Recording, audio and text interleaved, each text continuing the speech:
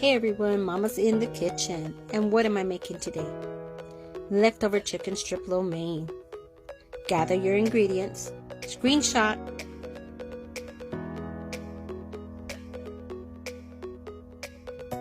Using hot oil is optional. Frozen ginger. Now cut up all your veggies and your chicken strips. 1 pound spaghetti. Boil your water. Add 2 tablespoons of oil to your pan. Add pasta to your boiling water. Boil for 13 minutes. Saute zucchini and onion together. Cook for about 5 minutes. Add your veggies and your chicken.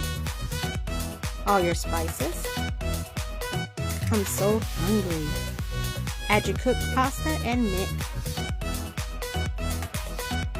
Leftover chicken strip lo mein. Let's eat. Don't forget to follow me.